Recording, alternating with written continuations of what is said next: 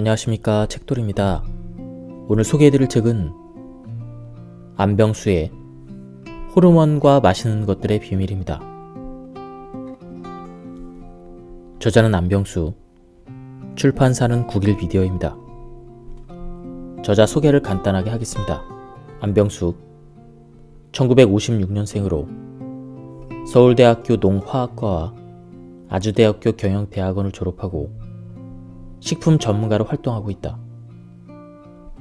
건강의 가장 중요한 변수는 식생활이라는 사실을 몸소 체험하고 스스로 탐구한 올바른 섭생법의 보급에 불철주야 노력하고 있다. 참고로 이 책은 호르몬이 독자들과 저자에게 여러 가지 식품에 대해서 설명하는 형식으로 쓰여져 있습니다. 설탕에서 정제와 비정제의 차이가 하늘과 땅만큼이나 큽니다. 그 차이를 가장 쉽게 알려주는 것이 색깔입니다. 희지 않은 황갈색 또는 흑갈색이 비정제를 상징합니다. 다만 이때 반드시 유념해야 될 것이 있습니다. 설탕이 거무죽죽하다고 해서 다 비정제는 아니라는 사실입니다. 여러분의 눈은 사물을 재빠르게 판별해내죠.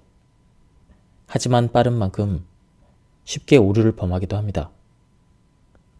뉴스에 가짜가 있는 것처럼 식품에도 가짜가 있습니다. 페이크 푸드라고 들어보셨는지요? 그 대표적인 제품이 시중의 흑갈색 설탕입니다. 여러분이 흔히 흑설탕으로 알고 계신 제품이죠. 이 설탕의 흑갈색을 보고 자연을 연상하십니까? 그렇다면 속임수에 속으셨습니다. 흑갈색을 가장 적절하게 내주는 캐러멜 색소가 사용되죠. 색소는 여러분의 눈을 현혹하는 대표적인 첨가물입니다.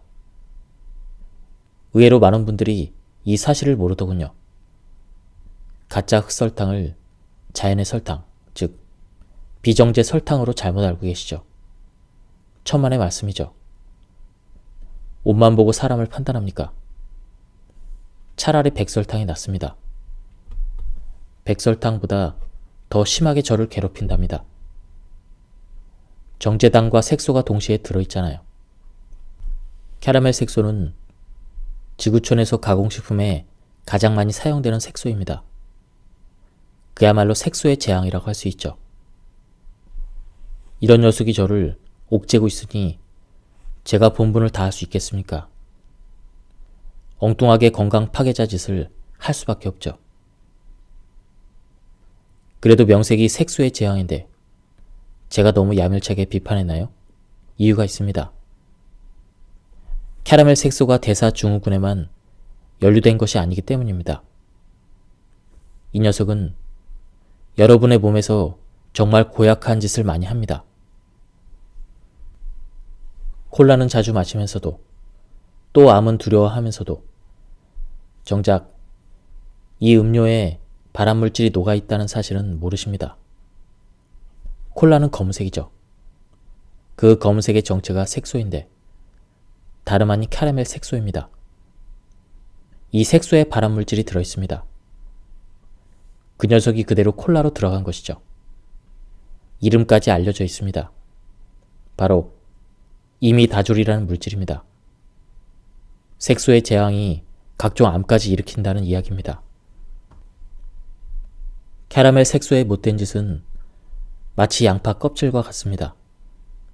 벗길수록 자꾸 나옵니다. 이번에는 염증입니다. 여러분의 몸에 특히 혈관 내벽의 미세한 염증을 만듭니다. 쉼 내의 혈관 질환을 떠올리셨다면 전문가 수준이시네요. 고혈압, 동맥경화, 심근경색, 심장마비, 뇌졸중 등 고질적인 현대병의 원인이 되죠. 저는 특히 음료를 싫어합니다. 같은 해로운 물질이라도 물에 녹여 마시면 더욱 해롭거든요. 여러분 몸에서 빠르게 왈칵 흡수되기 때문이죠. 합성 감미료 집안에는 형제가 여럿 있습니다.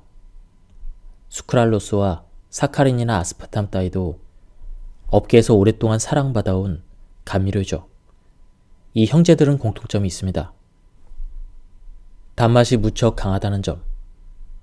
하지만 당류가 아니라 화학 물질이라는 점입니다.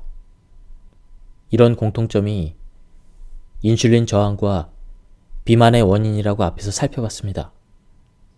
그 결과는 당연히 대사증후군으로 연결되고 21세기의 에이즈인 당뇨병으로 악화될 수 있습니다. 먼저 스크랄로스부터 살펴봅시다. 이 녀석은 단맛의 양상이 설탕과 비슷하다는 특징이 있습니다. 감미료 천국인 미국에서 인기를 독차지하고 있는 이유이죠. 인기가 있으면 안전해야 될 텐데 동물 실험에서 염증과 악성 종양을 만든다는 사실이 드러났습니다. 암과의 관련성을 의심할 수가 있죠. 또 자주 먹게 되면 장내 미생물 균총이 나빠진다는 연구도 있습니다. 팬데믹 시대에 특히 조심해야 될 물질입니다. 다음은 사카린입니다. 이 녀석에 대해서 모르는 분은 안 계시겠죠? 한국인들이 가장 먼저 먹었던 합성 감미료입니다. 사카린 나트륨이라는 이름으로 허가가 됐죠. 이 감미료에 대해서는 그동안 말들이 많았습니다. 가장 큰 논란이 바로 발암성이었습니다.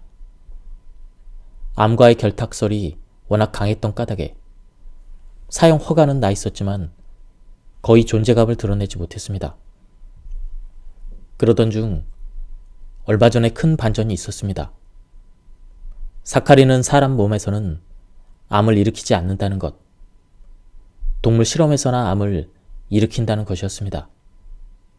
기다렸다는 듯 곧바로 이 녀석의 족쇄가 풀렸죠. 이젠 어린이 식품까지도 거침없이 쓸 수 있게 되었습니다. 어떻게 생각하시는지요? 뭔가 억지스러움이 감지되었다면 저만의 느낌일까요? 원래 식품 첨가물의 유해성은 동물 실험 결과를 보고 판단합니다. 그렇습니다. 여전히 의혹의 눈초리를 거두지 않는 전문가들이 있습니다. 미국 공익과학센터에서는 사카린을 꼭 피해야 될 첨가물로 지정해 놓았습니다. 사카린은 단맛을 가장 값싸게 낼 수 있는 첨가물입니다. 식품업계에서는 더없이 매력적인 물질이죠. 이 녀석의 족쇄가 풀린 것은 업계의 집요한 로비 때문이라고 생각합니다. 식품 첨가물의 유해성보다 더 무서운 것이 바로 이런 무분별한 로비가 아닐까요? 로비에 쉽게 무너지는 당국의 처사도 마찬가지지만요. 설사 발암물질이 아니더라도 사카린은 피하셔야 합니다. 알레르기를 일으킨다는 의혹이 따로 있거든요. 사카린은 감미료이기 이전에 소독약 또는 방부제로 사용되어 온 그러한 점을 주목해 보십시오. 충분히 경계하고도 남을 녀석입니다. 끝으로 아스파탐입니다. 이 녀석은 허가될 때부터 많은 유해성 논란에 휩싸였습니다. 논란의 중심에 서 있던 것이 뇌종양입니다. 학자들은 뇌종양을 일으킨다는 사실이 은폐되었다고 주장합니다. 그럼에도 허가 절차가 진행되었고 결국 승인이 났죠. 유해성 논란은 아직도 진행형입니다. 계속 해롭다는 보고가 나옵니다.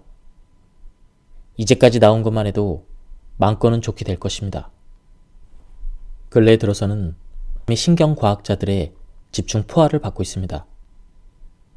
신경계를 손상하는 신경독성 물질이라는 것입니다.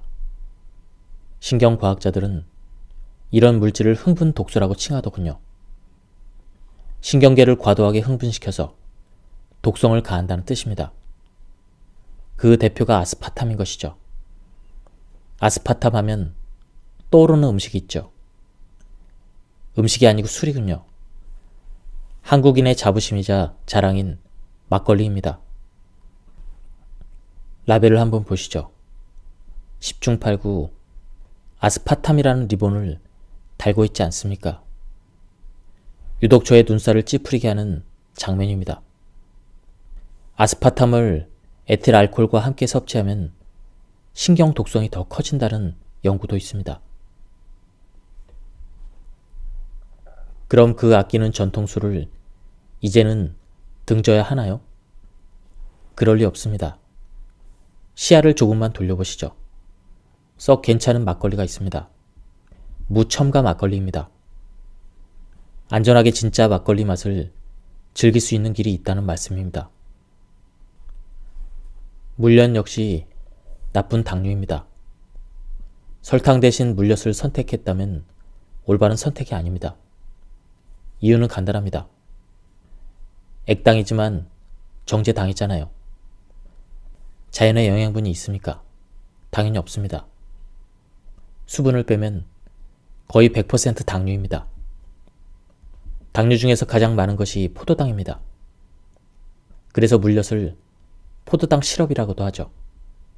서양에서는 글루코스 시럽이라고 합니다. 경우에 따라서 콘 시럽이라는 말을 쓰기도 하죠. 주로 옥수수로 만들거든요. 원료 옥수수가 전분입니다. 옥수수로 만든다고요? 저의 심기가 또 불편해지는 것은 왜일까요? 이 대목에서 유전자 변형 농산물을 생각하셨다면 여러분도 식품 전문가십니다. 물엿 공장에서 국산 옥수수를 쓸 리가 없죠. 당연히 수입 옥수수죠. 수입 옥수수라면 거의 대부분 유전자 조작 작물들입니다. 그렇습니다. 물엿은 대표적인 GMO 당류입니다. 원료뿐만이 아닙니다. 유전자 조작의 그림자는 물엿 제조 과정에도 숨어 있습니다. 전분을 분해할 때 쓰는 효소가 범인입니다. 효소는 대개 미생물이 만들죠. 이 미생물의 정체가 불분명한데 유감스럽게도 유전자 변형 논란에 휩싸여 있습니다. 그러고 보니 과당이 생각나는군요. 과당도 마찬가지로 옥수수 전분으로 만든다고 했잖아요. 이러한 액상과당의 대안으로는 꿀을 권해드립니다. 꿀은 당류의 구성이 기타 과당과 닮은 점이 많습니다. 물론 영양학적으로나 맛, 색깔은 전혀 다르지만요. 제가 꿀을 추천하는 이유는 굳이 말씀드릴 필요가 없겠죠. 자연의 작품이잖아요. 비정제 당이란 말씀이죠. 당도가 높긴 하지만 당분들이 비교적 온순합니다. 자연의 여러 유익한 물질들이 알아서 질서 유지를 해주기 때문이죠. 실제로 여러 긍정적인 효과가 보고되고 있습니다. 꿀도 어디까지나 고당분 식품입니다.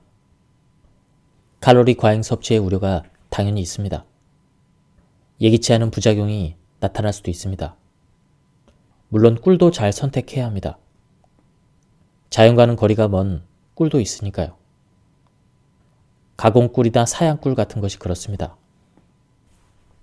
MSG는 그야말로 골칫덩어리입니다. 이 녀석만큼 유해성이 꼬리가 긴 첨가물도 없을 것입니다. 최근에 연구 몇 가지만 공개하겠습니다. 망막 세포를 손상한다는 연구, 당뇨병을 불러온다는 연구, 비만의 원인이라는 연구, 신장결석, 신경 독성 물질, 신장의 손상, 면역력 약화, 기억력 손상, 불임을 불러올 수 있다는 연구, 심장 독성이 있다는 연구, 간장 독성이 있다는 연구. 이것들이 다가 아닙니다. 저의 안테나에 우연히 걸린 논문들만 몇 편 간추린 것 뿐입니다. 이런 논문은 무척 많습니다. 자연식품에도 MSG가 들어있다. MSG 무해론자들이 합창하듯 내세우는 주장입니다. 무해론을 정당화시키는 근거가 되죠. 맞습니다. 그러나 이 주장은 대단히 중요한 사실 하나를 무시하고 있습니다. 자연식품에 들어있는 MSG와 인공조미료 MSG는 존재 형태가 다르다는 점입니다. 자연식품에서는 MSG가 복합체로 존재합니다. 복합체인 MSG는 아무 문제 없이 인체 내에서 대사가 됩니다. 하지만 인공감미료 MSG는 고순도에 유리된 단일 물질입니다.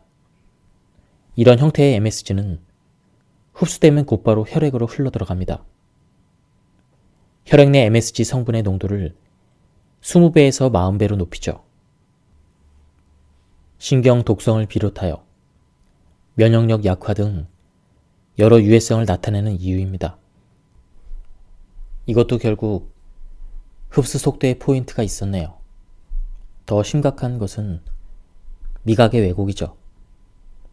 이는 단순한 식문화 차원을 뛰어넘는 범사회적인 폐해입니다. MSG의 맛에 길들여지면 다른 맛과는 친해질 수가 없거든요. 감칠맛이 워낙 강렬하고 자기적이어서 자주 접하게 되면 미각이 무뎌집니다. 특히 성장기 아이들에게 심각합니다. 이런 MSG를 지키려는 업계의 노력은 정말 집요합니다. 세계 최대 MSG 제조사인 일본의 아지노모토는 그동안 마케팅 비용으로 천문학적인 돈을 뿌려왔습니다.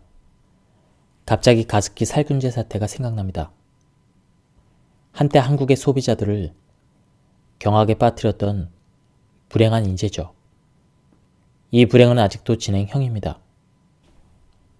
저는 1차 책임이 보건당국에 있다고 봅니다.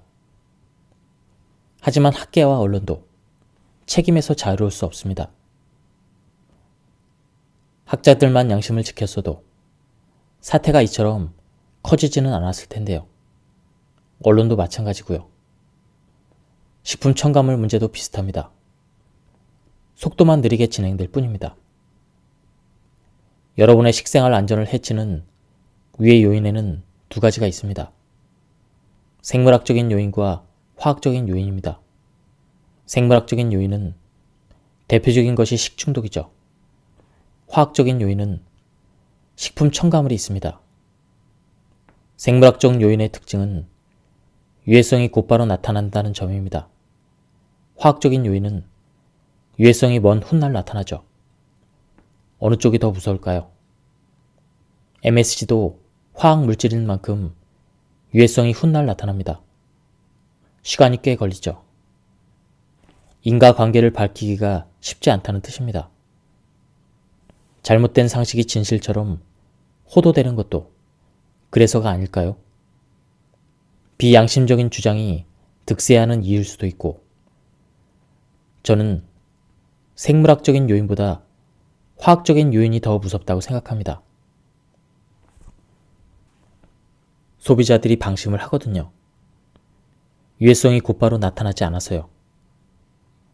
훗날 어떤 병리 현상으로 나타났을 때는 이미 늦습니다. 그것이 바로 성인병, 아니 생활습관병 아닙니까? 이 질병은 고칠 수가 없습니다. 평생 약에 의존해서 살아야 됩니다.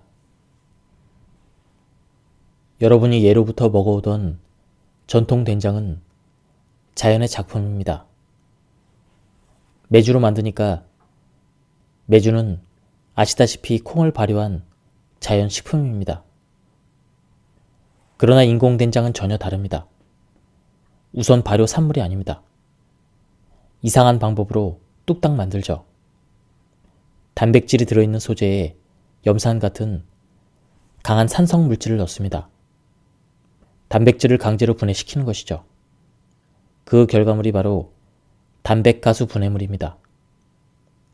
염산이라고 했습니다. 그렇습니다. 가끔 뉴스에도 등장하죠. 테러 목적으로 사용되기도 합니다.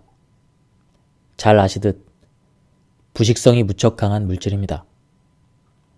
이 녀석이 식품 첨가물로도 허가되어 있습니다. 물론 식품에 사용된다고 해서 소비자가 염산을 그대로 먹는 것은 아닙니다. 수산화 나트륨 같은 강한 알칼리성 물질로 중화시키거든요. 염산은 남지 않습니다. 하지만 무슨 일이든 과정이 나쁘면 대개 결과도 나쁜 법. 염산이 단백질을 분해하는 과정에서 고약한 녀석들이 만들어집니다. 환경 호르몬, 즉 내분비 교란 물질이 거의 단골처럼 끌려 나오죠. 굳이 이름을 밝히자면 모노클로로프로판디올, 이런 녀석들입니다. 발암 물질이기도 하죠. 또한 제조 과정에서 MSG가 저절로 만들어지기도 합니다. MSG를 인위적으로 첨가하기도 하죠. 이 말은 즉 담백가수 분해물에 MSG가 들어있다는 뜻입니다. 염산을 중화시키기 위해서 사용되는 수산화 나트륨도 혐오스럽 낀 매한가지입니다. 가성소다라고 하잖아요. 다름 아닌 양잿물입니다. 그것이 바로 수산화 나트륨이죠. 자신이 먹을 음식이라면 그런 식으로 만들지는 않을 텐데요. 자신의 가족들이 먹을 음식도 마찬가지고요. 그런 의미에서 담백가수 분해물은 정직하지 못한 물질입니다. 정직하지 못한 것에는 좋은 결과를 기대할 수 없습니다. 담백가수 분해물은 식품 첨가물처럼 사용되지만 식품 첨가물이 아닙니다. 그냥 식품의 한 원료입니다. 이 점이 또 문제입니다. 포장지 라벨에 표시할 의무가 없거든요. 실제로 담백가수 물질을 사용했음에도 소비자들은 확인할 수 없는 경우가 많습니다. 한국인의 식단에서 빼놓을 수 없는 조미식품 제1호 간장. 이건 역시 자연의 작품입니다. 우리가 알기로 이것은 발효식품이라고 알고 있습니다. 유감스럽게도 간장 같은 전통식품에도 가짜가 있습니다. 메주와 전혀 관계가 없는, 그래서 자연과는 거리가 먼 간장 아닌 간장이 그것입니다. 담백가수 분해물처럼 염산의 폭력성을 동원하여 만듭니다. 3분의 간장이라고 들어보셨나요? 염산이 사용되었으면 제품 라벨에 표시가 되어 있어야 할 텐데요. 염산은커녕 염자도 보이지 않습니다. 담백가수 분해물과 비슷합니다. 강알칼리로 중화시켜서 제거했기 때문입니다. 염산이 남아있지 않으니 사용하지 않은 셈이죠. 그래서 표기할 필요도 없는 것입니다. 염산만 남아있지 않으면 되나요? 3분의 간장에도 환경 호르몬이자 발암 물질들이 만들어집니다. 간장은 크게 세 가지로 나눌 수 있습니다. 3분의 간장, 양조간장, 한식 간장입니다. 3분의 간장이 아시다시피 염산의 은총을 받은 간장이죠. 탈지대두에 염산을 부어서 단백질을 강제로 분해합니다. 이 탈지대두 역시 눈살을 찌푸리게 하는 녀석이죠. 식용유를 만들고 남은 찌꺼기입니다. 식품 원료로 적합하지 않습니다. 사료용으로도 문제가 있습니다. 기름을 출출할 때 쓰는 유기용매, 핵산이 적지 않게 남아있거든요. 많게는 21ppm까지 검출된 바 있습니다. 핵산은 발암성이 있는 신경 독성 물질이죠. 양조 간장은 어떤가요? 좀 낫긴 하지만 그다지 유쾌한 간장은 아닙니다. 발효를 하긴 하죠. 하지만 발효통 안을 들여다보면 꺼름칙한 점이 몇 가지 있습니다. 먼저 메주가 안 보이네요. 간장은 메주로 만들지 않습니다. 천연 발효가 아니라는 뜻입니다. 대신 탈지대두가 눈에 들어오는군요. 이렇게 만든 양조 간장에 3분의 간장을 섞은 것이 이른바 혼합 간장입니다. 한국인 가정에서 가장 많이 사용하는 간장이죠. 가짜가 있으면 진짜도 있겠네요. 물론입니다. 다름 아닌 한식 간장입니다. 간장은 메주로 만들어야죠. 뒤에 라벨에서 메주라는 두 글자를 확인하십시오. 조선 간장이라고도 있죠. 아니면 재래간장. 전통 간장이라는 이름도 똑같습니다. 다 한식 간장을 가리킵니다. 이름은 중요하지 않습니다. 메주로 만들었는지가 중요합니다. 천연 메주에 이번에는 물과 천이름이 어우러지죠. 단백질 조각이 잘게 쪼개져 천천히 우러나옵니다. 맛의 원천. 바로 이것들이 아미노산들입니다. 간장과 된장은 한국인의 식단에서 빼놓을 수 없는 가장 한국적인 조미식품입니다. 이런 식품일수록 생산자의 양심과 철학이 중요합니다. 하지만 실상은 어떤가요? 무분별한 상업주의 사고가 양심과 철학을 압도합니다.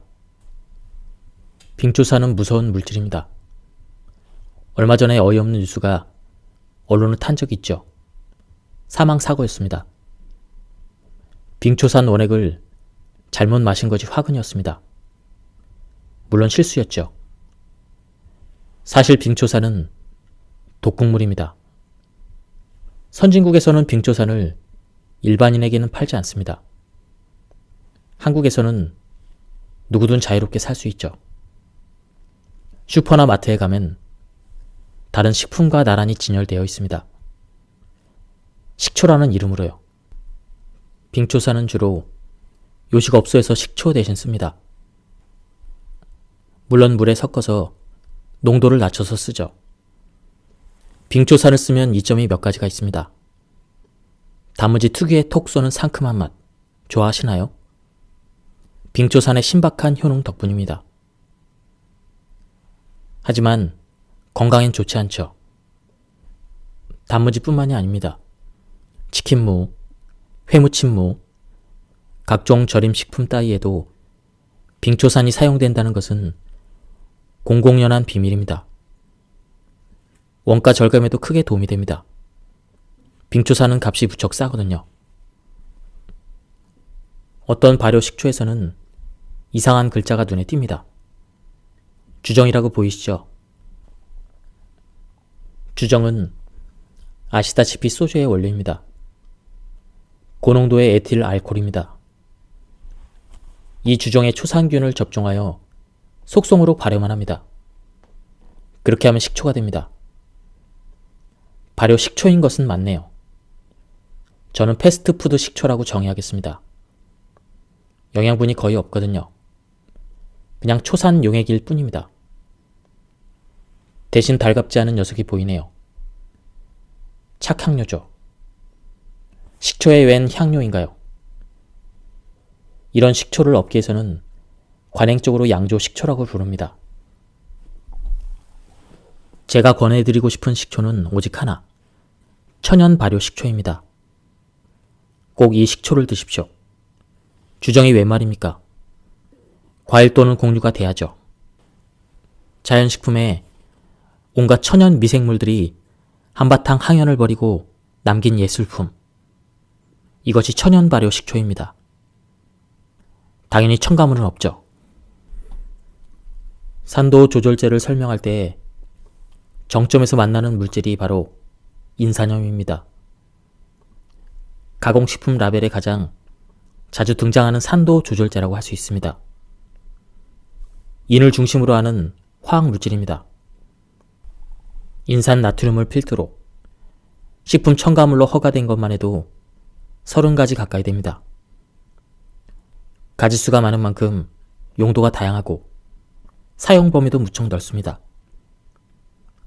하지만 이들 인산염 역시 꽤나 경계해야 될 물질입니다.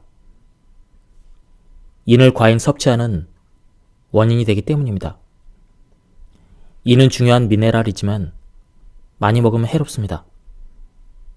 저는 인을 질투심이 많은 미네랄로 묘사하고 싶습니다.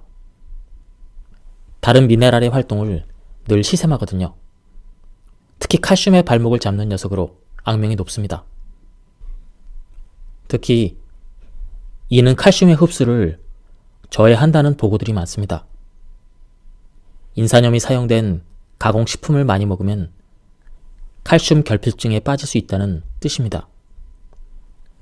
나도 모르게 골다공증의 길로 들어서는 것이죠.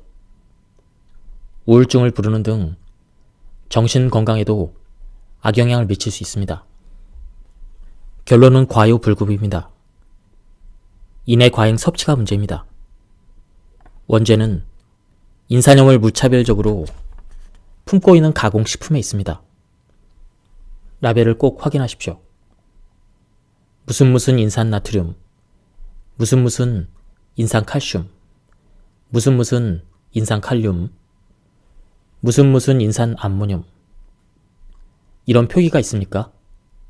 그 녀석들이 바로 인산염입니다.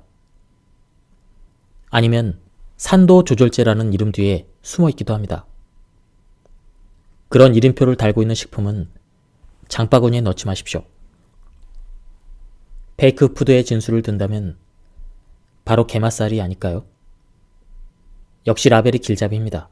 보시죠. 게맛살에 진짜 게살이 있습니까? 당연히 없죠.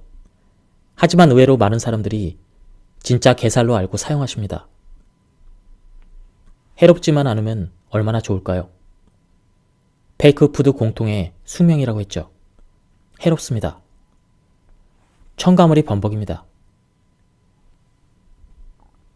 게맛살에서 가장 먼저 고발하고 싶은 첨가물이 바로 향료입니다. 게맛을 억지로 내야 하니 향료가 무차별 적용됩니다. 대표적인 고향료 식품입니다. 게살 껍질의 불그스레한 색깔이 진짜와 똑같나요? 이것도 색소로 만듭니다. 이런 식품에는 거의 필연처럼 등장하는 첨가물이 있죠. 인공조미료와 유화제입니다. 인공조미료도 그렇지만 유화제가 또 저와 상극입니다. 대사증후군의 주범 가운데 하나라는 보고가 있습니다. 게 맛살을 게 맛살답게 하는 것이 바로 게살 특유의 식감입니다. 세로로 찢기면서 이질적인 듯 친근하게 씹히는 오돌오돌한 식감. 이 특이한 식감을 만들기 위해서는 접착성 물질이 필요합니다. 바로 인산염이 안성맞춤이죠. 다음은 마가린에 대한 얘기입니다. 마가린은 아시다시피 굿기름, 즉 고체 유지입니다. 이런 기름을 경화유라고 하는데 그냥 경화유가 아닙니다. 인공자가 붙은 인공경화유입니다. 인공경화유는 경계해야 합니다. 정상적인 지방산이 아니거든요. 미세하게라도 분자적인 변형이 있을 수밖에 없습니다. 다른 인공물질이 섞일 수도 있습니다. 자연계에서는 이런 지방산이 없습니다. 인공경화유는 그래서 미생물들이 무척 낯설어합니다. 먹지도 않습니다. 미생물이 증식하기에 적합한 기름이 아닙니다. 여간에서 썩지 않는다는 말씀이죠. 마치 플라스틱처럼. 지방 전문가들이 마가린을 플라스틱 유지라고 부르는 이유입니다. 마가린과 사촌이면서 라이벌인 기름이 또 있습니다. 가공식품의 윤활유, 즉 쇼트닝입니다. 여러분에게 좀 생소한 기름일까요? 일반 가정에서는 잘 쓰지 않습니다. 하지만 식품 회사에서 쓰는 기름은 대부분 쇼트닝입니다. 특히 과자빵, 패스트푸드 업체 같은 곳은 이 기름이 없으면 당장 문을 닫아야 합니다. 이것은 마가린과 꽤 닮았습니다. 쇼트닝 역시 인공경화유입니다. 플라스틱 유지 조건을 모두 갖추고 있습니다. 쇼트닝은 돼지 기름을 모방해서 만들었습니다. 전문가들이 흔히 포화지방이 나쁘다고 말하죠. 마가린과 쇼트닝이 나쁘다는 뜻입니다. 두 기름 모두 화학공장에서 만든 포화지방산이 많이 함유되어 있습니다. 유튜브에 보시면 햄버거에 대한 이야기가 많이 나옵니다. 제 기억의 한편엔 불후의 햄버거라는 것이 있습니다. 말 그대로 썩지 않는 햄버거죠. 몇 년이 지났는데도 처음처럼 그대로라는 것입니다. 햄버거 빵에 쓰는 기름이 뭔지 아십니까? 바로 쇼트닝 아니면 마가린입니다. 그리고 식용유는 반드시 압착유를 사용하십시오. 압착유는 추출하지 않습니다. 정제도 하지 않습니다. 핵산 따위의 유기용매와 관계없다는 말씀입니다. 높은 온도도 거치지 않습니다. 참기름처럼 기름 종자를 압착해서 짜냅니다. 해로운 물질들이 섞이거나 만들어질 까닭이 없죠. 엑스트라 버진이라고 표시가 되어 있는 식용유가 바로 압착유입니다. 좋은 기름으로 알려진 야자유도 정제 가공한 것이 있습니다. 업계에서는 보통 RBD 야자유라고 부릅니다. 가공식품에는 대개 이런 야자유를 씁니다. 좋은 기름이라 할 수 없습니다. 그렇습니다. 되도록 자연 그대로인 버진 또는 엑스트라 버진 야자유를 선택하십시오. 팜유도 마찬가지입니다. 먼저 초코파이를 보시죠. 국민과자 제1호라고 하는데 의의가 없으실 것입니다. 입안에 가득 감도는 묵직한 달콤함. 왜 그렇게 달콤할까요? 간단합니다. 설탕 물엿 따위에 정제당이 무척 많이 사용되기 때문입니다. 이런 유형의 과자는 보통 3분의 1이 정제당입니다. 단맛뿐만이 아니죠. 한 입 베어 무는 순간 살 얼음 같은 초콜릿 막이 부스러지면서 입안 가득 넘치는 하염없는 부드러움. 왜 그렇게 부드러울까요? 역시 간단합니다. 수분이 많기 때문입니다. 초코파이는 고수분 과자죠. 이런 제품은 수분 함량이 보통 10%를 훨씬 넘습니다. 수분이 많으면 좋은가요? 부드러워서 먹기는 좋죠. 하지만 식품으로서 피할 수 없는 약점이 따라붙습니다. 자칫 변질되기가 쉽다는 것. 유통 과정에서 주의해야 합니다. 반드시 냉장고에 넣고 팔아야죠. 하지만 실제로는 어떤가요? 초코파이 매대에는 냉장 시설이 없습니다.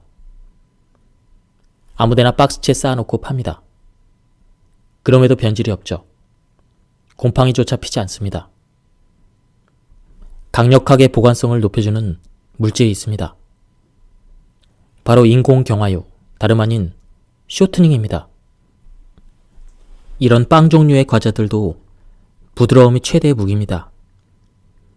역시 수분이 많다는 공통점이 있습니다.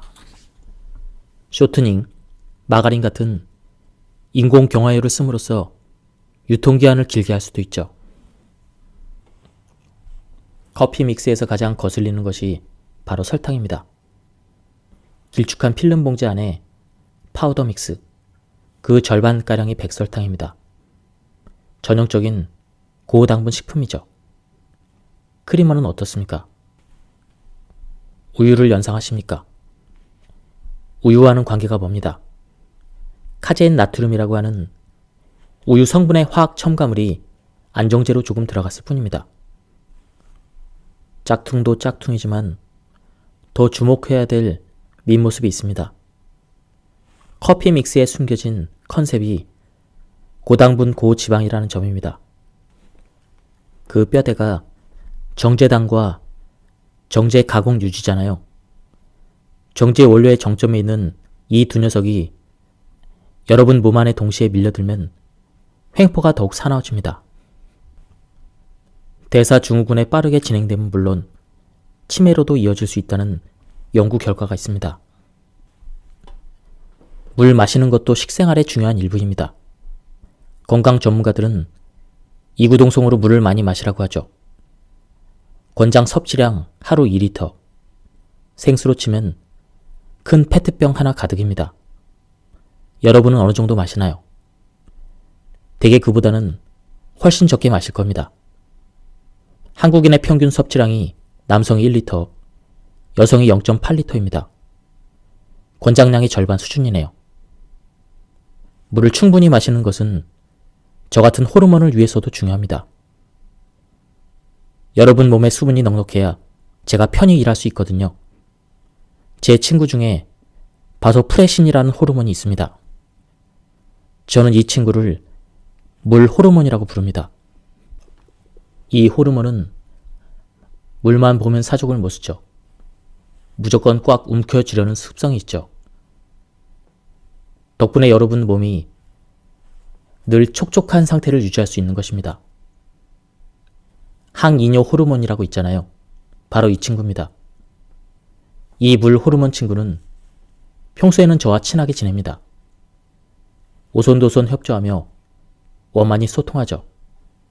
문제는 여러분 몸에서 수분이 부족해질 때입니다. 이 친구의 태도가 돌변합니다. 저를 패싱하면서 신장으로 직접 사인을 보내버립니다. 물을 절대로 몸 밖으로 내보내지 말라고요. 물이 바로 소변이죠. 그 다음이 가관입니다. 간장에도 사인을 보내서 엉뚱하게 포도당을 만들어내라고 압박합니다. 혈당치가 올라가겠죠. 항이뇨 현상에다 고혈당 상황. 제가 가장 싫어하는 풍경입니다. 이런 일이 가끔 있으면 제가 얼마든지 참을 수 있죠. 잦은 경우가 문제입니다. 저는 인내심의 한계를 느낄 수밖에 없죠. 버럭 화를 냅니다. 화난 호르몬이 일을 제대로 하겠습니까? 고혈당 상태를 방치해버립니다. 이 시나리오의 종착역이 바로 대사성 질환입니다. 그 항복판에 당뇨병이 있죠. 물론 옆에 있는 다른 현대병으로 연결될 수도 있습니다.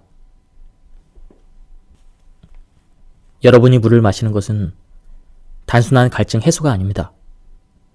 저를 비롯한 호르몬들을 배려하는 일입니다. 여러분 몸의 모든 생명 주체를 배려하는 일입니다. 무엇보다도 몸속의 향상성 유지 차원에서 중요한 의미가 있습니다. 항상성과 원활한 신진대사는 늘 한 배를 탄다고 했잖아요. 몸에 수분이 부족하지 않도록 꼭 신경 써주세요. 갈증을 느꼈다면 이미 늦은 것입니다. 물을 마시는 것뿐만 아니라 회수도 중요합니다. 되도록 여러 번 나눠서 자주 마시세요. 물론 좋은 물을 마셔야겠죠. 보리차나 옥수수차 같은 각종 차 종류도 좋습니다. 단, 식품 첨가물이 들어있는 음료성 제품은 사절입니다. 제가 청량음료를 그토록 싫어하는 것도 첨가물 같은 비호감 물질들이 안에 녹아있기 때문이죠. 가장 무난한 것이 생수입니다. 요즘에는 언제 어디든 쉽게 생수를 구할 수 있죠. 시중의 일반 생수 좋습니다. 다만 종류가 너무 많아서 혼란스러울 때가 있죠. 팁을 하나 알려드리겠습니다. 되도록 천연 광천수를 선택하십시오. 내추럴 미네랄 워터라는 표기가 있는 것이 천연 광천수입니다. 반드시 내추럴이라는 글자를 확인하십시오. 그냥 미네랄 워터라고만 써 있으면 그것은 천연 광천수가 아닙니다. 그 차이는 살균 방식 차이입니다. 생수 살균 방식에는 크게 두 가지가 있습니다. 오존 살균법과 자외선 살균법입니다. 오존 살균법을 쓴 생수에는 천연 광천수 표시를 쓸 수 없습니다. 오존 살균법은 안전성 논란이 있습니다. 불온산염이라고 하는 혐오 물질이 만들어질 수 있습니다. 이것은 발암 의심 물질입니다. 예, 지금까지 이 책에 대한 리뷰를 모두 마쳤습니다. 이 책은 우리가 흔히 먹는 음식에 대해서 굉장히 자세하게 어떤 첨가물이 있는지 설명이 되어 있었습니다. 의외로 천연식품인 줄 알았던 것들이 가공식품임을 이 책을 통해서 알게 되었습니다. 그리고 제가 발췌 요약해서 설명을 드렸기 때문에 많은 부분이 생략되었습니다. 전체적인 맥락을 파악하고 싶은 분들은 책을 구해서 읽어보실 것을 추천드립니다. 여기서 리뷰를 마치도록 하겠습니다. 감사합니다. 안녕하십니까, 책돌입니다. 오늘 소개해드릴 책은 안병수의 호르몬과 마시는 것들의 비밀입니다. 저자는 안병수, 출판사는 국일미디어입니다. 저자 소개를 간단하게 하겠습니다. 안병수, 1956년생으로 서울대학교 농화학과와 아주대학교 경영대학원을 졸업하고 식품 전문가로 활동하고 있다. 건강의 가장 중요한 변수는 식생활이라는 사실을 몸소 체험하고 스스로 탐구한 올바른 섭생법의 보급에 불철주야 노력하고 있다. 참고로 이 책은 호르몬이 독자들과 저자에게 여러 가지 식품에 대해서 설명하는 형식으로 쓰여져 있습니다. 설탕에서 정제와 비정제의 차이가 하늘과 땅만큼이나 큽니다. 그 차이를 가장 쉽게 알려주는 것이 색깔입니다. 희지아는 황갈색 또는 흑갈색이 비정제를 상징합니다. 다만 이때 반드시 유념해야 될 것이 있습니다. 설탕이 거무쭉쭉하다고 해서 다 비정제는 아니라는 사실입니다. 여러분의 눈은 사물을 재빠르게 판별해내죠. 하지만 빠른 만큼 쉽게 오류를 범하기도 합니다. 뉴스에 가짜가 있는 것처럼 식품에도 가짜가 있습니다. 베이크 푸드라고 들어보셨는지요? 그 대표적인 제품이 시중의 흑갈색 설탕입니다. 여러분이 흔히 흑설탕으로 알고 계신 제품이죠. 이 설탕의 흑갈색을 보고 자연을 연상하십니까? 그렇다면 속임수에 속으셨습니다. 흑갈색을 가장 적절하게 내주는 캐러멜 색소가 사용되죠. 색소는 여러분의 눈을 현혹하는 대표적인 첨가물입니다. 의외로 많은 분들이 이 사실을 모르더군요. 가짜 흑설탕을 자연의 설탕, 즉 비정제 설탕으로 잘못 알고 계시죠.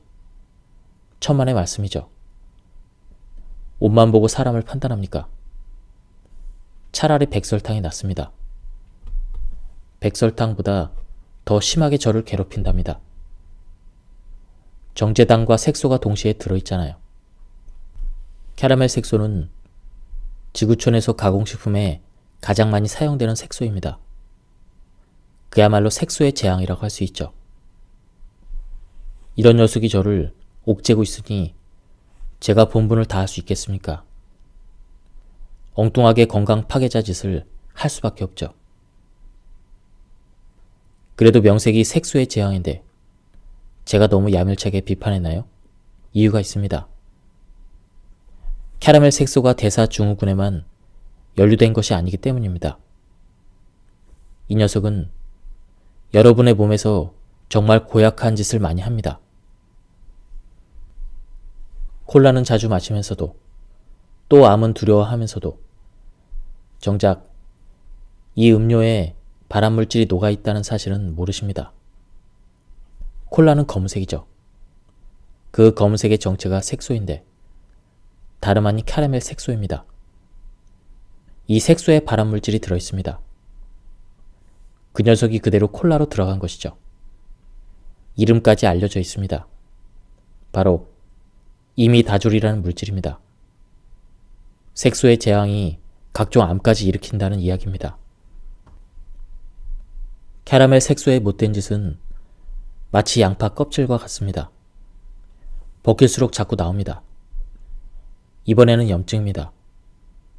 여러분의 몸에 특히 혈관 내벽의 미세한 염증을 만듭니다. 쉼 내의 혈관 질환을 떠올리셨다면 전문가 수준이시네요.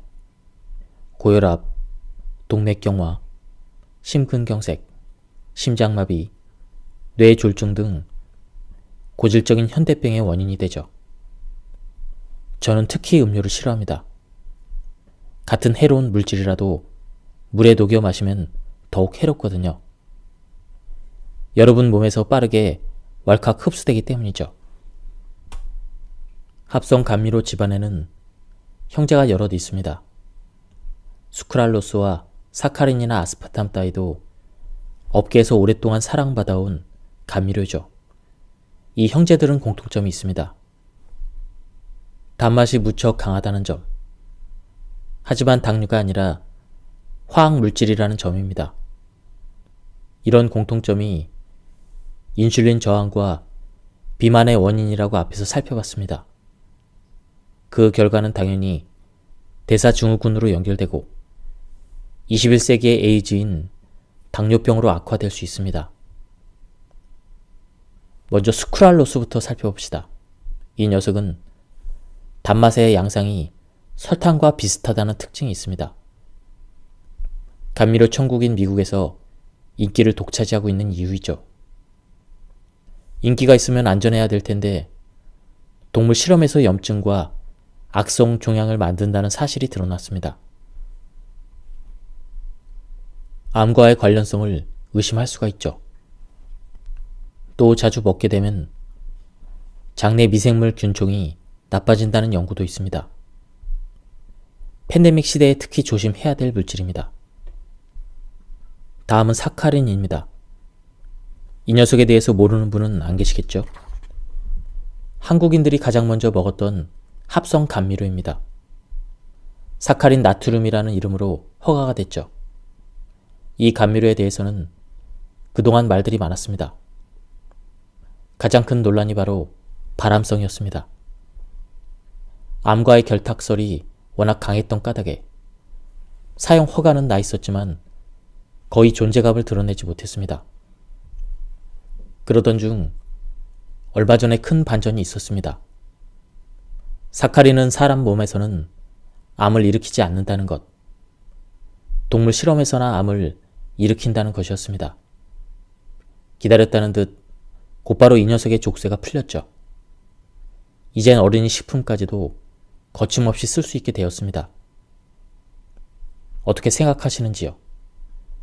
뭔가 억지스러움이 감지되었다면 저만의 느낌일까요? 원래 식품 첨가물의 유해성은 동물 실험 결과를 보고 판단합니다. 그렇습니다. 여전히 의혹의 눈초리를 거두지 않는 전문가들이 있습니다. 미국 공익과학센터에서는 사카린을 꼭 피해야 될 첨가물로 지정해 놓았습니다. 사카린은 단맛을 가장 값싸게 낼 수 있는 첨가물입니다. 식품업계에서는 더없이 매력적인 물질이죠. 이 녀석의 족쇄가 풀린 것은 업계의 집요한 로비 때문이라고 생각합니다. 식품 첨가물의 유해성보다 더 무서운 것이 바로 이런 무분별한 로비가 아닐까요? 로비에 쉽게 무너지는 당국의 처사도 마찬가지지만요. 설사 발암물질이 아니더라도 사카린은 피하셔야 합니다. 알레르기를 일으킨다는 의혹이 따로 있거든요. 사카린은 감미료이기 이전에 소독약 또는 방부제로 사용되어 온 그러한 점을 주목해 보십시오. 충분히 경계하고도 남을 녀석입니다. 끝으로 아스파탐입니다. 이 녀석은 허가될 때부터 많은 유해성 논란에 휩싸였습니다. 논란의 중심에 서 있던 것이 뇌종양입니다. 학자들은 뇌종양을 일으킨다는 사실이 은폐되었다고 주장합니다. 그럼에도 허가 절차가 진행되었고 결국 승인이 났죠. 유해성 논란은 아직도 진행형입니다. 계속 해롭다는 보고가 나옵니다. 이제까지 나온 것만 해도 많건은 좋게 될 것입니다. 근래 들어서는 신경과학자들의 집중 포화를 받고 있습니다. 신경계를 손상하는 신경독성 물질이라는 것입니다. 신경과학자들은 이런 물질을 흥분 독소라고 칭하더군요. 신경계를 과도하게 흥분시켜서 독성을 가한다는 뜻입니다. 그 대표가 아스파탐인 것이죠. 아스파탐 하면 떠오르는 음식이 있죠. 음식이 아니고 술이군요. 한국인의 자부심이자 자랑인 막걸리입니다. 라벨을 한번 보시죠. 10중 8구 아스파탐이라는 리본을 달고 있지 않습니까? 유독 저의 눈살을 찌푸리게 하는 장면입니다. 아스파탐을 에틸 알코올과 함께 섭취하면 신경 독성이 더 커진다는 연구도 있습니다. 그럼 그 아끼는 전통술을 이제는 등져야 하나요? 그럴 리 없습니다. 시야를 조금만 돌려보시죠. 썩 괜찮은 막걸리가 있습니다. 무첨가 막걸리입니다. 안전하게 진짜 막걸리 맛을 즐길 수 있는 길이 있다는 말씀입니다. 물엿 역시 나쁜 당류입니다. 설탕 대신 물엿을 선택했다면 올바른 선택이 아닙니다. 이유는 간단합니다. 액당이지만 정제당했잖아요. 자연의 영양분이 있습니까? 당연히 없습니다. 수분을 빼면 거의 100% 당류입니다. 당류 중에서 가장 많은 것이 포도당입니다. 그래서 물엿을 포도당 시럽이라고도 하죠. 서양에서는 글루코스 시럽이라고 합니다. 경우에 따라서 콘 시럽이라는 말을 쓰기도 하죠. 주로 옥수수로 만들거든요. 원료 옥수수가 전분입니다. 옥수수로 만든다고요? 저의 심기가 또 불편해지는 것은 왜일까요? 이 대목에서 유전자 변형 농산물을 생각하셨다면 여러분도 식품 전문가십니다. 물엿 공장에서 국산 옥수수를 쓸 리가 없죠. 당연히 수입 옥수수죠. 수입 옥수수라면 거의 대부분 유전자 조작 작물들입니다. 그렇습니다. 물엿은 대표적인 GMO 당류입니다. 원료뿐만이 아닙니다. 유전자 조작의 그림자는 물엿 제조 과정에도 숨어 있습니다. 전분을 분해할 때 쓰는 효소가 범인입니다. 효소는 대개 미생물이 만들죠. 이 미생물의 정체가 불분명한데 유감스럽게도 유전자 변형 논란에 휩싸여 있습니다. 그러고 보니 과당이 생각나는군요. 과당도 마찬가지로 옥수수 전분으로 만든다고 했잖아요. 이러한 액상과당의 대안으로는 꿀을 권해드립니다. 꿀은 당류의 구성이 기타 과당과 닮은 점이 많습니다. 물론 영양학적으로나 맛, 색깔은 전혀 다르지만요. 제가 꿀을 추천하는 이유는 굳이 말씀드릴 필요가 없겠죠. 자연의 작품이잖아요. 비정제당이란 말씀이죠. 당도가 높긴 하지만 당분들이 비교적 온순합니다. 자연의 여러 유익한 물질들이 알아서 질서 유지를 해주기 때문이죠. 실제로 여러 긍정적인 효과가 보고되고 있습니다. 꿀도 어디까지나 고당분 식품입니다. 칼로리 과잉 섭취의 우려가 당연히 있습니다. 예기치 않은 부작용이 나타날 수도 있습니다. 물론 꿀도 잘 선택해야 합니다. 자연과는 거리가 먼 꿀도 있으니까요. 가공꿀이나 사양꿀 같은 것이 그렇습니다. MSG는 그야말로 골칫덩어리입니다. 이 녀석만큼 유해성이 꼬리가 긴 첨가물도 없을 것입니다. 최근에 연구 몇 가지만 공개하겠습니다. 망막 세포를 손상한다는 연구, 당뇨병을 불러온다는 연구, 비만의 원인이라는 연구, 신장결석, 신경 독성 물질, 신장의 손상, 면역력 약화, 기억력 손상, 불임을 불러올 수 있다는 연구, 심장 독성이 있다는 연구, 간장 독성이 있다는 연구. 이것들이 다가 아닙니다.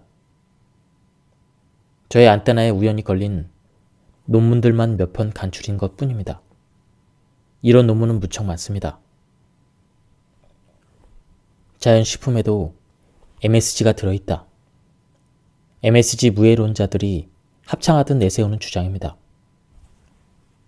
무해론을 정당화시키는 근거가 되죠. 맞습니다.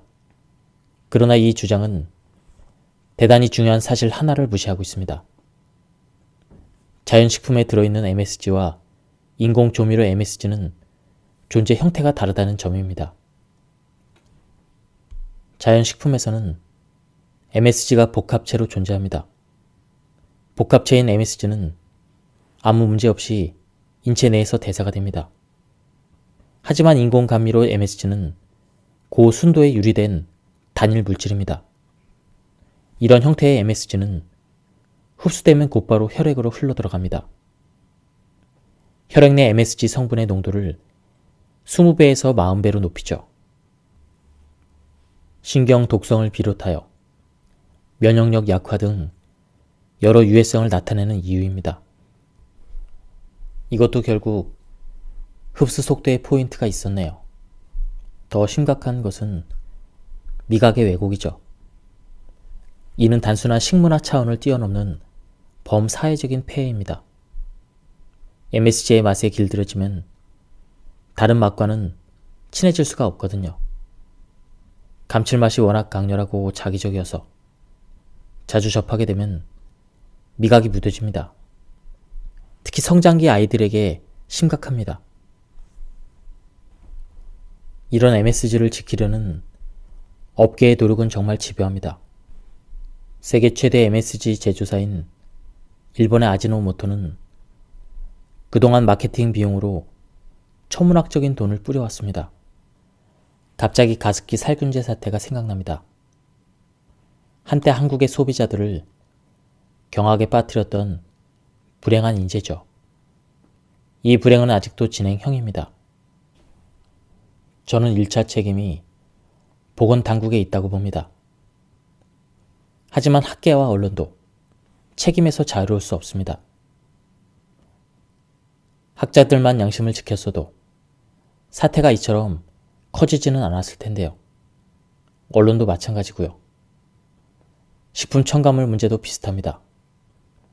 속도만 느리게 진행될 뿐입니다. 여러분의 식생활 안전을 해치는 위의 요인에는 두 가지가 있습니다. 생물학적인 요인과 화학적인 요인입니다. 생물학적인 요인은 대표적인 것이 식중독이죠. 화학적인 요인은 식품 첨가물이 있습니다. 생물학적 요인의 특징은 유해성이 곧바로 나타난다는 점입니다. 화학적인 요인은 유해성이 먼 훗날 나타나죠. 어느 쪽이 더 무서울까요? MSG도 화학 물질인 만큼 유해성이 훗날 나타납니다. 시간이 꽤 걸리죠. 인과관계를 밝히기가 쉽지 않다는 뜻입니다. 잘못된 상식이 진실처럼 호도되는 것도 그래서가 아닐까요? 비양심적인 주장이 득세하는 이유일 수도 있고, 저는 생물학적인 요인보다 화학적인 요인이 더 무섭다고 생각합니다. 소비자들이 방심을 하거든요. 유해성이 곧바로 나타나지 않아서요. 훗날 어떤 병리 현상으로 나타났을 때는 이미 늦습니다. 그것이 바로 성인병, 아니 생활습관병 아닙니까? 이 질병은 고칠 수가 없습니다. 평생 약에 의존해서 살아야 됩니다. 여러분이 예로부터 먹어오던 전통 된장은 자연의 작품입니다. 메주로 만드니까 메주는 아시다시피 콩을 발효한 자연 식품입니다. 그러나 인공 된장은 전혀 다릅니다. 우선 발효 산물이 아닙니다. 이상한 방법으로 뚝딱 만들죠. 단백질이 들어있는 소재에 염산 같은 강한 산성 물질을 넣습니다. 단백질을 강제로 분해시키는 것이죠. 그 결과물이 바로 단백가수 분해물입니다. 염산이라고 했습니다. 그렇습니다. 가끔 뉴스에도 등장하죠. 테러 목적으로 사용되기도 합니다. 잘 아시듯 부식성이 무척 강한 물질입니다. 이 녀석이 식품 첨가물로도 허가되어 있습니다. 물론 식품에 사용된다고 해서 소비자가 염산을 그대로 먹는 것은 아닙니다. 수산화 나트륨 같은 강한 알칼리성 물질로 중화시키거든요. 염산은 남지 않습니다. 하지만 무슨 일이든 과정이 나쁘면 대개 결과도 나쁜 법. 염산이 단백질을 분해하는 과정에서 고약한 녀석들이 만들어집니다. 환경 호르몬, 즉 내분비 교란 물질이 거의 단골처럼 끌려 나오죠. 굳이 이름을 밝히자면 모노클로로프로판디올, 이런 녀석들입니다. 발암 물질이기도 하죠. 또한 제조 과정에서 MSG가 저절로 만들어지기도 합니다. MSG를 인위적으로 첨가하기도 하죠. 이 말은 즉 단백가수 분해물에 MSG가 들어있다는 뜻입니다. 염산을 중화시키기 위해서 사용되는 수산화 나트륨도 혐오스럽긴 매한가지입니다. 가성소다라고 하잖아요. 다름 아닌 양잿물입니다. 그것이 바로 수산화 나트륨이죠. 자신이 먹을 음식이라면 그런 식으로 만들지는 않을 텐데요. 자신의 가족들이 먹을 음식도 마찬가지고요. 그런 의미에서 담백가수 분해물은 정직하지 못한 물질입니다. 정직하지 못한 것에는 좋은 결과를 기대할 수 없습니다. 담백가수 분해물은 식품 첨가물처럼 사용되지만 식품 첨가물이 아닙니다. 그냥 식품의 한 원료입니다.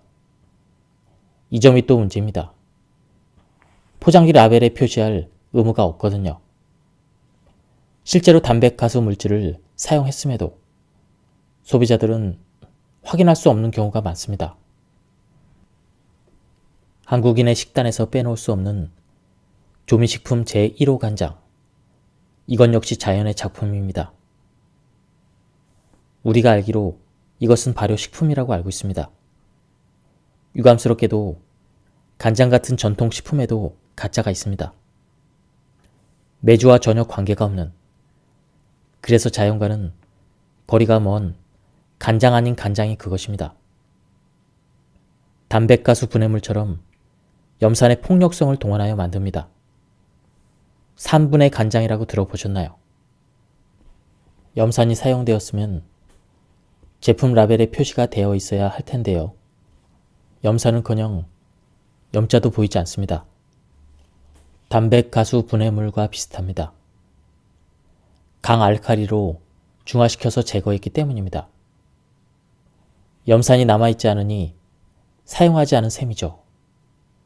그래서 표기할 필요도 없는 것입니다.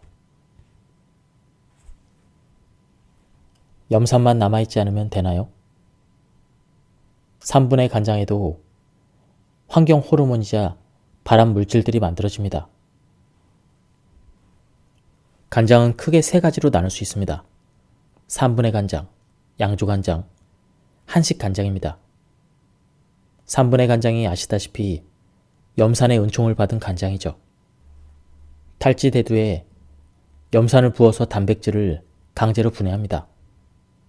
이 탈지대두 역시 눈살을 찌푸리게 하는 녀석이죠. 식용유를 만들고 남은 찌꺼기입니다.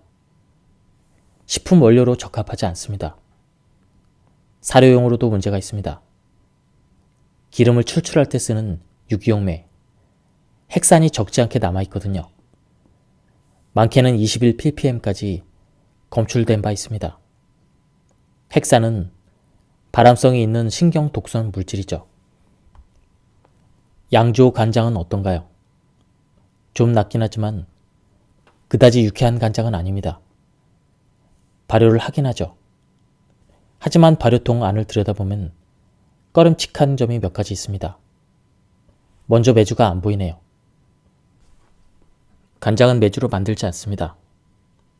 천연 발효가 아니라는 뜻입니다. 대신 탈지대두가 눈에 들어오는군요. 이렇게 만든 양조간장에 3분의 간장을 섞은 것이 이른바 혼합 간장입니다. 한국인 가정에서 가장 많이 사용하는 간장이죠. 가짜가 있으면 진짜도 있겠네요. 물론입니다.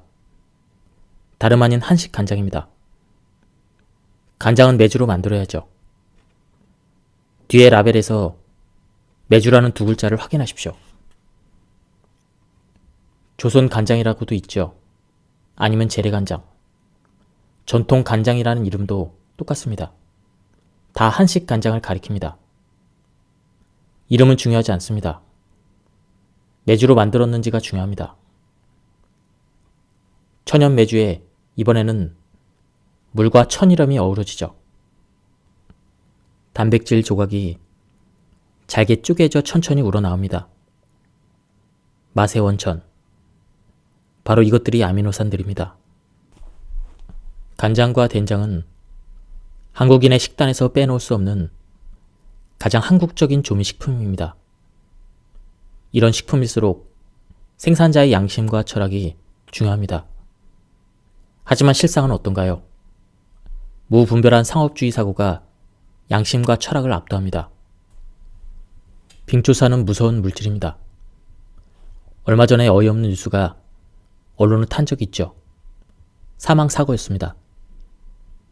빙초산 원액을 잘못 마신 것이 화근이었습니다. 물론 실수였죠. 사실 빙초산은 독극물입니다. 선진국에서는 빙초산을 일반인에게는 팔지 않습니다. 한국에서는 누구든 자유롭게 살 수 있죠. 슈퍼나 마트에 가면 다른 식품과 나란히 진열되어 있습니다. 식초라는 이름으로요. 빙초산은 주로 요식업소에서 식초 대신 씁니다. 물론 물에 섞어서 농도를 낮춰서 쓰죠. 빙초산을 쓰면 이점이 몇 가지가 있습니다. 단무지 특유의 톡 쏘는 상큼한 맛, 좋아하시나요? 빙초산의 신박한 효능 덕분입니다. 하지만 건강엔 좋지 않죠. 단무지뿐만이 아닙니다. 치킨무, 회무침무, 각종 절임식품 따위에도 빙초산이 사용된다는 것은 공공연한 비밀입니다. 원가 절감에도 크게 도움이 됩니다. 빙초산은 값이 무척 싸거든요. 어떤 발효 식초에서는 이상한 글자가 눈에 띕니다. 주정이라고 보이시죠? 주정은 아시다시피 소주의 원료입니다. 고농도의 에틸 알코올입니다. 이 주정에 초산균을 접종하여 속성으로 발효만 합니다. 그렇게 하면 식초가 됩니다. 발효 식초인 것은 맞네요. 저는 패스트푸드 식초라고 정의하겠습니다. 영양분이 거의 없거든요. 그냥 초산 용액일 뿐입니다. 대신 달갑지 않은 녀석이 보이네요.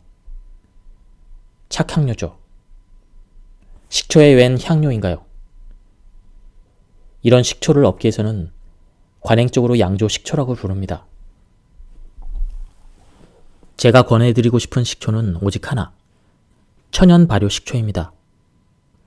꼭 이 식초를 드십시오. 주정이 웬 말입니까?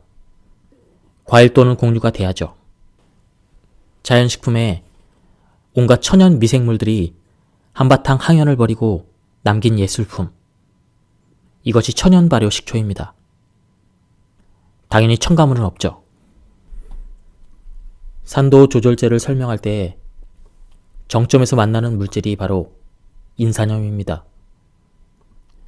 가공식품 라벨에 가장 자주 등장하는 산도 조절제라고 할 수 있습니다.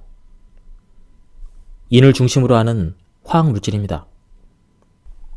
인산 나트륨을 필두로 식품 첨가물로 허가된 것만 해도 30가지 가까이 됩니다. 가지수가 많은 만큼 용도가 다양하고 사용 범위도 무척 넓습니다. 하지만 이들 인산염 역시 꽤나 경계해야 될 물질입니다. 인을 과잉 섭취하는 원인이 되기 때문입니다. 인은 중요한 미네랄이지만 많이 먹으면 해롭습니다. 저는 인을 질투심이 많은 미네랄로 묘사하고 싶습니다. 다른 미네랄의 활동을 늘 시샘하거든요. 특히 칼슘의 발목을 잡는 녀석으로 악명이 높습니다. 특히 인은 칼슘의 흡수를 저해한다는 보고들이 많습니다. 인산염이 사용된 가공식품을 많이 먹으면 칼슘 결핍증에 빠질 수 있다는 뜻입니다. 나도 모르게 골다공증의 길로 들어서는 것이죠. 우울증을 부르는 등 정신 건강에도 악영향을 미칠 수 있습니다. 결론은 과유불급입니다. 인의 과잉 섭취가 문제입니다. 원죄는 인산염을 무차별적으로 품고 있는 가공식품에 있습니다. 라벨을 꼭 확인하십시오. 무슨 인산나트륨, 무슨 인산칼슘, 무슨 인산칼륨, 무슨 인산암모늄. 이런 표기가 있습니까? 그 녀석들이 바로 인산염입니다. 아니면 산도 조절제라는 이름 뒤에 숨어 있기도 합니다. 그런 이름표를 달고 있는 식품은 장바구니에 넣지 마십시오. 페이크 푸드의 진수를 든다면 바로 게맛살이 아닐까요? 역시 라벨이 길잡이입니다. 보시죠. 게맛살에 진짜 게살이 있습니까? 당연히 없죠. 하지만 의외로 많은 사람들이 진짜 게살로 알고 사용하십니다. 해롭지만 않으면 얼마나 좋을까요?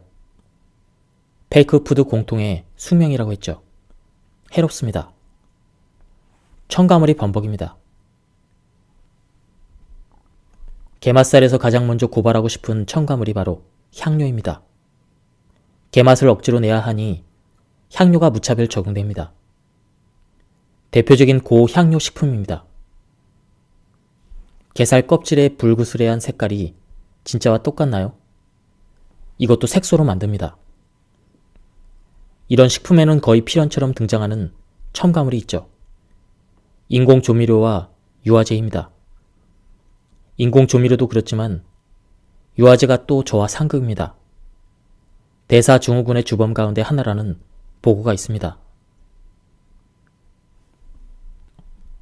게 맛살을 게 맛살답게 하는 것이 바로 게살 특유의 식감입니다.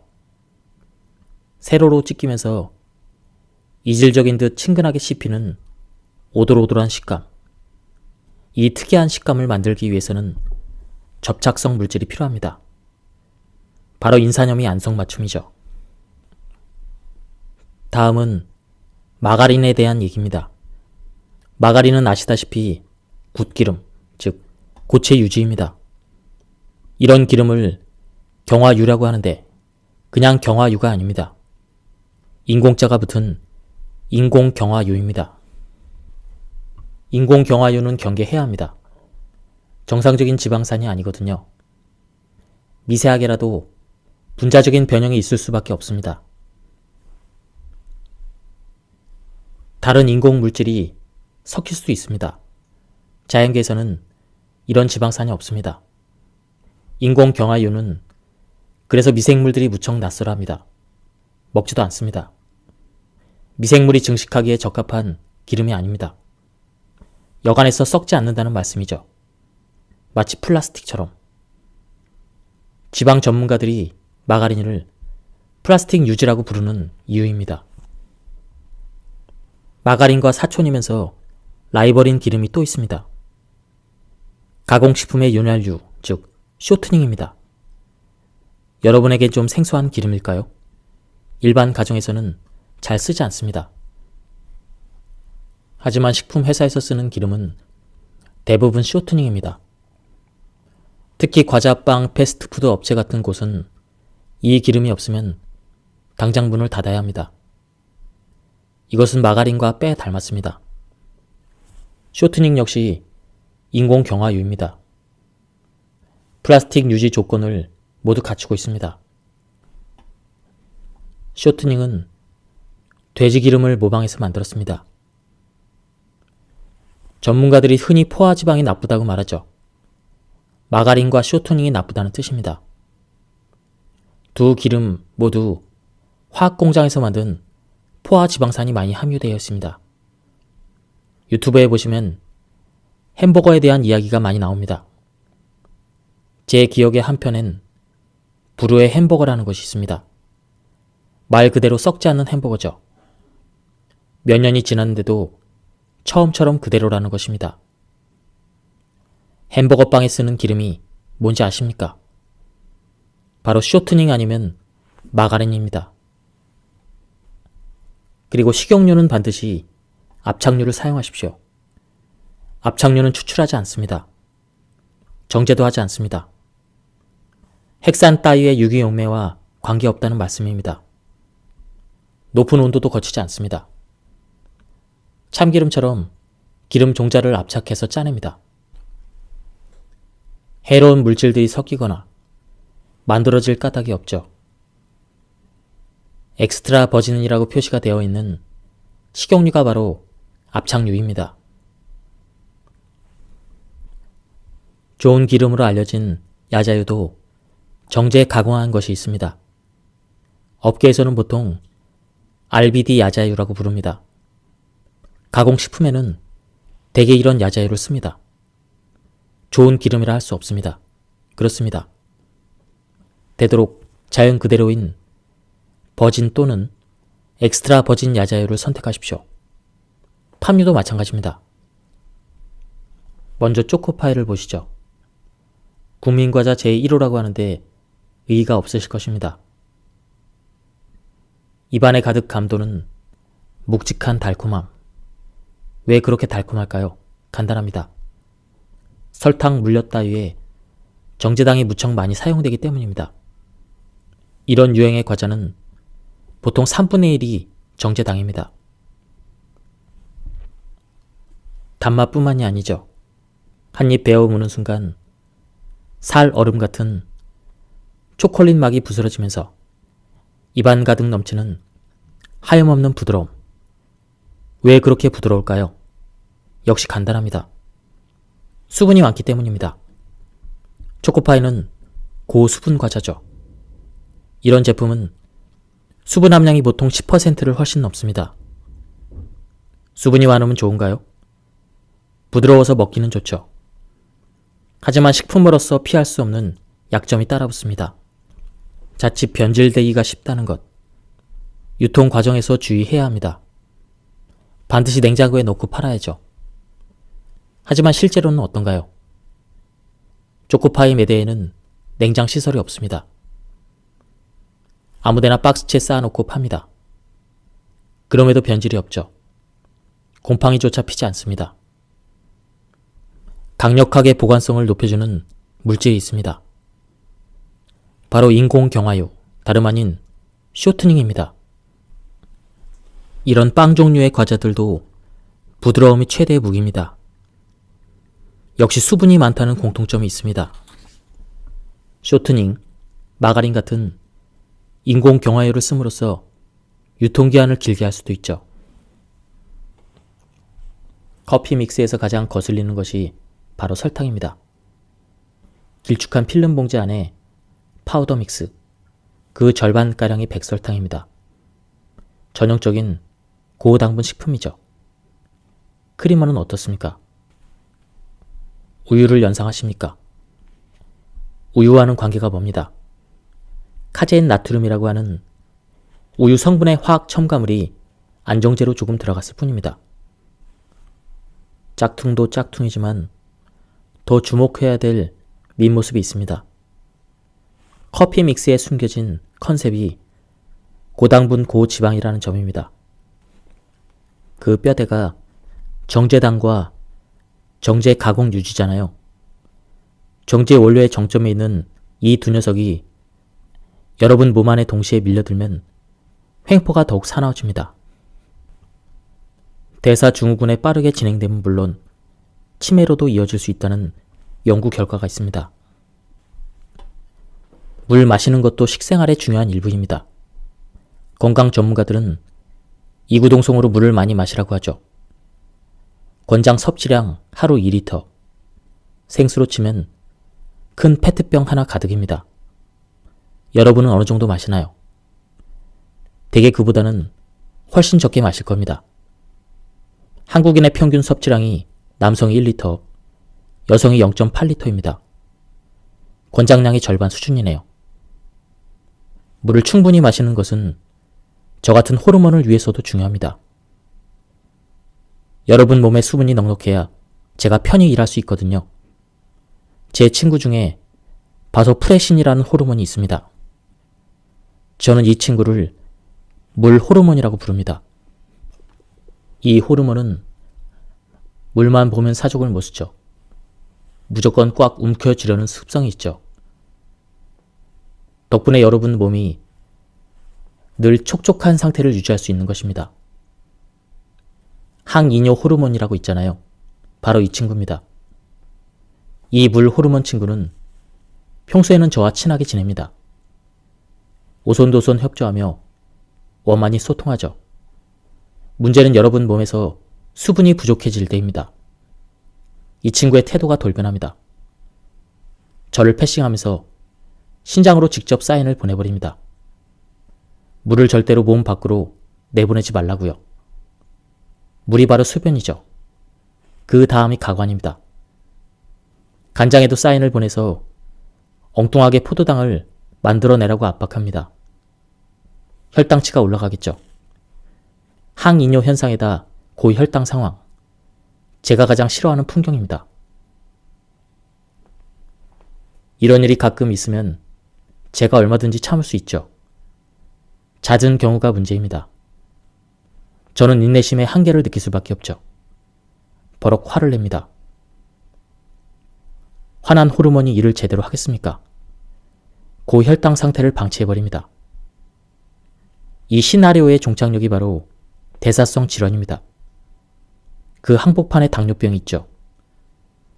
물론 옆에 있는 다른 현대병으로 연결될 수도 있습니다. 여러분이 물을 마시는 것은 단순한 갈증 해소가 아닙니다. 저를 비롯한 호르몬들을 배려하는 일입니다. 여러분 몸의 모든 생명 주체를 배려하는 일입니다. 무엇보다도 몸속의 향상성 유지 차원에서 중요한 의미가 있습니다. 항상성과 원활한 신진대사는 늘 한 배를 탄다고 했잖아요. 몸에 수분이 부족하지 않도록 꼭 신경 써주세요. 갈증을 느꼈다면 이미 늦은 것입니다.